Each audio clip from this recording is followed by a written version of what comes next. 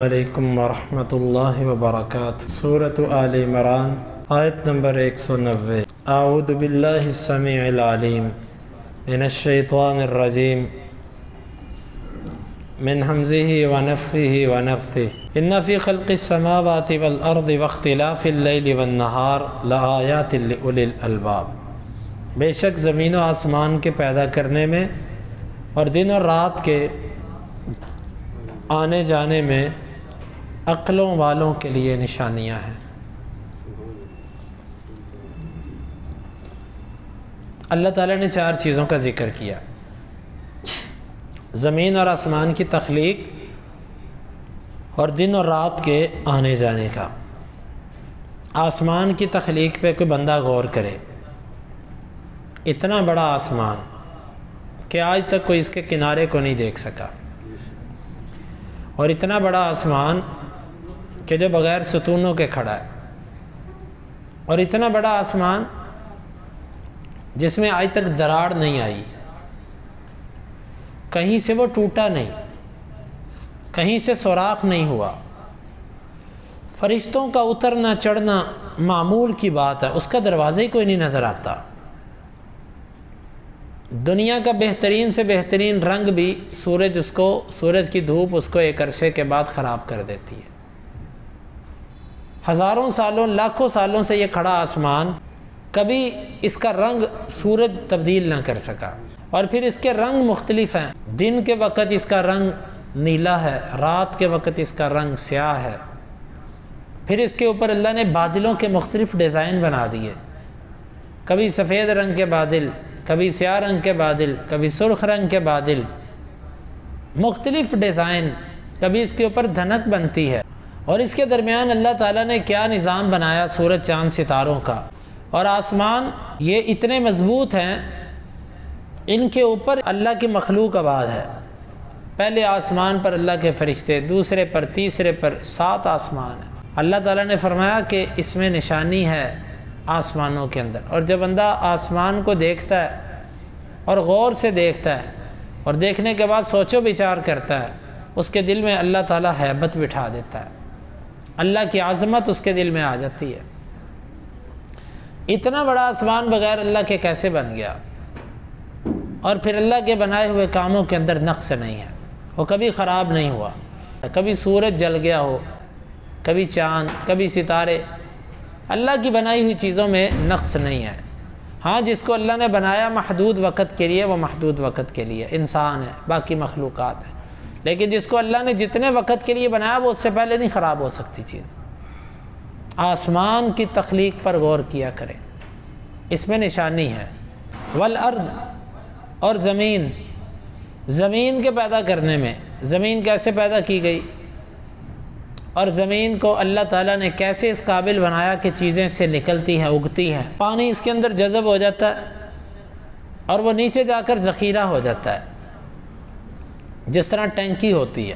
اگر اللہ تعالیٰ نے زمین کے اندر یہ جاذبیت نہ رکھی ہوتی، اللہ تعالیٰ پانی کو زمین کے اندر جذب نہ ہونے دیتا، اور انسان سے یہ کہا جاتا کہ اپنا اپنا پانی سٹور کرو، محفوظ کرو، تو انسانوں کے پاس اتنی بڑی ٹینکیاں کہاں سے آتی، اور وہ پانی ذخیرہ کہاں کرتے؟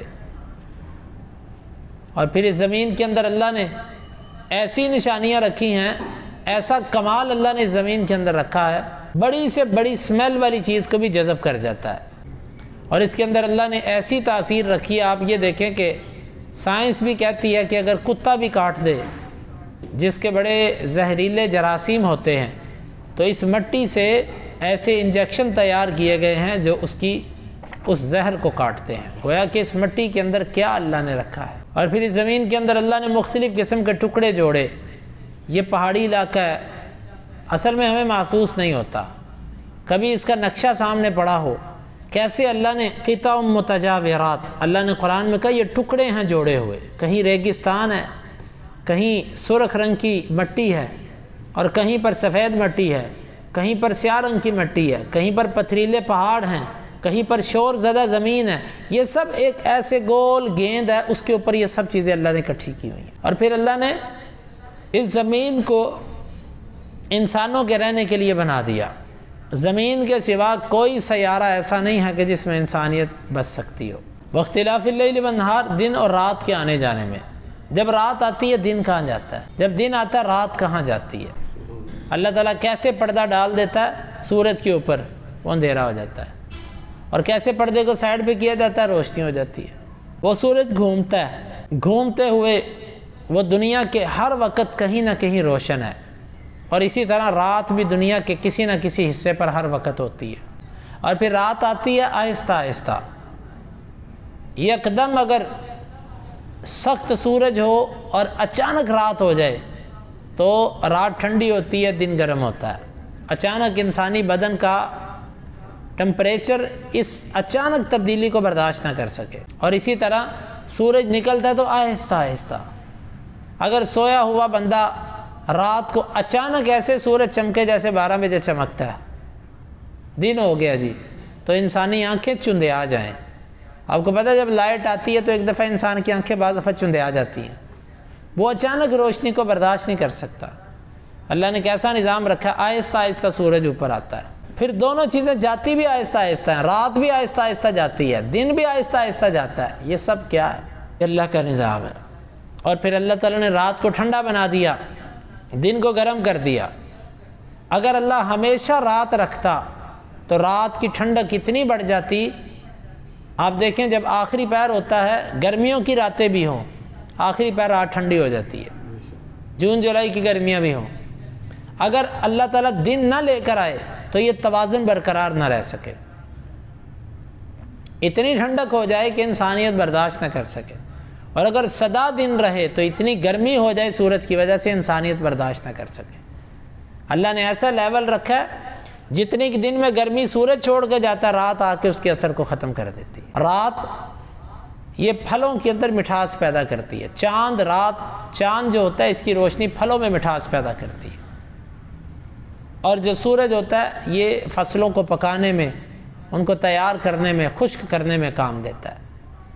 کبھی تم دیکھو تو صحیح، اللہ نے رات تمہارے سونے کے لیے بنا دی، دن اللہ نے تمہارے کام کرنے کے لیے بنا دیا۔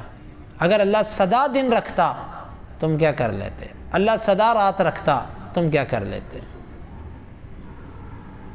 یہ اللہ کا نظام ہے، اس پر غور و فکر کیجئے، کتنا بڑا اس نے ہمارے اوپر فضل کیا۔ یہ دیکھیں اب رات ہے، ہمیں روشنی کے لیے یہ لائٹ جلانا پڑتی ہے، اس کا بل دینا پڑتا ہے، اس کا خرچہ ہے۔ یہ روشنی پھر اس روشنی جیسی نہیں ہے، کچھ بھی ہو جائے ہم کہتے ہیں یار صبح دیکھیں گے، ابھی یہ چیز رات کو صحیح سمجھ نہیں آ رہی، صبح دیکھیں گے تسلی سے۔ اتنا بڑا اس نے سورج آپ کے لیے بنا دیا کہ وہ پوری دنیا کو جہاں پر ہوتا ہے ہر امیر غریب کو بلا امتیاز برابر کی روشنی دیتا ہے۔ آج تو غریبوں کے گھر میں اندھیرے اور امیروں کے گھر پہ روشنائیاں ہیں، لیکن میرے رب کی روشنائی جب آتی ہے تو امیر غریب کا فرق ختم ہو جاتا ہے، ہر ایک کے لیے وہ روشنی ہے۔ اور اسی طرح رات جب آتی ہے وہ ہر ایک کو برابر پر سہولت دیتی ہے۔ یہ میرے اللہ کا نظام ہے، کبھی اس پر غور کیا؟ ہم اس پر غور نہیں کرتے، اور بغیر بل کے اللہ تعالیٰ ہمیں یہ ساری نعمتیں دے رہا ہے۔ اللہ کے بندو، آج تک ہم کسی کے کرائے کے مکان پر رہنے کا تو بل دیتے ہیں، کرایہ دیتے ہیں، لیکن اللہ کی زمین پر رہنے کا اگر ہمیں بل آتا ماہانہ، سالانہ، تو شاید وہ ہم سے دیا نہ جاتا۔ اللہ اگر ہم سے ہر چیز کا بل مانگتا، ایک ایک چیز کا بل اللہ ہم سے مانگتا، ہم کبھی بھی ادا نہ کر سکتے۔ اللہ نے ان ساری چیزوں کا بل یہ رکھا ہے کہ تم نے میری بات ماننی ہے، میری نافرمانی نہیں کرنا۔ تو فرمایا ان چیزوں کے، اللہ تعالیٰ نے ان چیزوں کو پیدا کیا، ان کی تخلیق کے اندر اللہ تعالیٰ نے نشانیاں رکھی ہیں۔ بھئی ہمیں نشانیاں کیوں نہیں نظر آتی؟ بھئی اس لیے نہیں نظر آتی کہ اللہ تعالیٰ نے فرمایا لِأُولِي الْأَلْبَابِ، یہ نشانیاں عقلوں والوں کے لیے۔ اب جس میں جتنی عقل ہے وہ اتنی نشانیاں نکالے گا، جس میں عقل کمزور ہے اس میں نشانیاں بھی کمزور، اور جس میں عقل نہیں ہے اس کو نشانی ملے گی نہیں۔ اللہ کے ہاں عقل مند وہ ہے جو اللہ تعالیٰ کی بنائی ہوئی چیزوں سے رب کو پہچان جائے۔ دنیا آج ایجادات تو بڑی کر گئی، ترقی تو بڑی کر گئی، لیکن جس رب نے انہیں یہ ترقی عقل میں ڈالی آج تک اس کو نہیں پہچان سکے۔ لوگ کہتے ہیں جی چاند تک پہنچ گئے، دنیا چاند تک تو پہنچ گئی لیکن اپنے رب کو پہچان نہیں سکے، رب تک نہیں پہنچ سکے، ایسی ترقی کا کیا فائدہ؟ تو میرے اور آپ کے لیے اس ٹکڑے کے اندر ایک سبق ہے کہ میرے اور آپ میں کتنی عقل ہے، ہم نے ان چیزوں سے کتنی نشانیاں نکالی ہیں۔